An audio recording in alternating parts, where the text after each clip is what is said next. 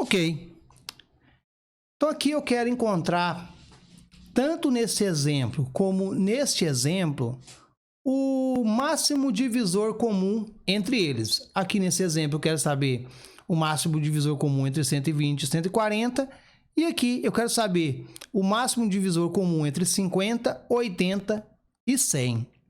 Neste caso, em ambos os casos, não é viável a gente trabalhar esse máximo divisor comum utilizando os divisores como nós fizemos no exemplo anterior. No caso aqui, nós vamos utilizar o processo de fatoração, ok? Então, vamos lá. Primeira coisa, vamos pegar o número 120 e o número 140 e vamos tirar ele do parênteses, ok? E vamos utilizar o processo de fatoração simultânea. Como fazemos se estivéssemos tirando o mínimo múltiplo comum, ok? Então, vamos aplicar as divisões. Lembrando que aqui eu só trabalho com números primos. Como o 120 e o 140 é número par, eles ambos aplicam a divisão por 2. Então, 120 dividido por 2 dá quanto? 60.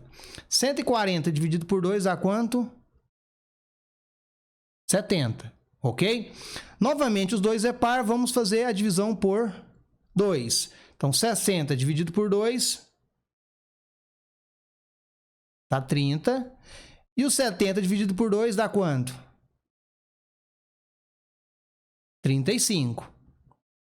Como o número 30 é um número par, ele divide por 2, né? Então, 30 dividido por 2 dá 15, porém, o 35 não pode ser realizado a divisão. Então, vamos repetir,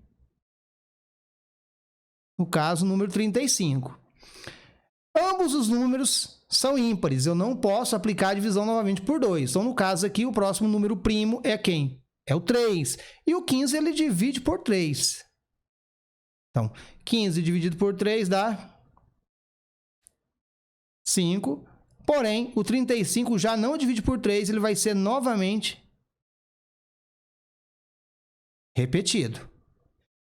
Não posso mais dividir o 5 por 3, nem o 35 por 3. Então, o próximo número primo é quem? O número 5. Então, ambos os números fazem a divisão por 5. Então, 5 dividido por 5 dá 1. 35 por 5 dá 7.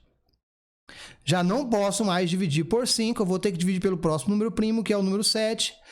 O 1 já está pronto, 7 dividido por 7 dá 1. Ok, galera. Veja bem, se eu quisesse encontrar o mínimo múltiplo comum, bastava eu aplicar a multiplicação entre esses elementos.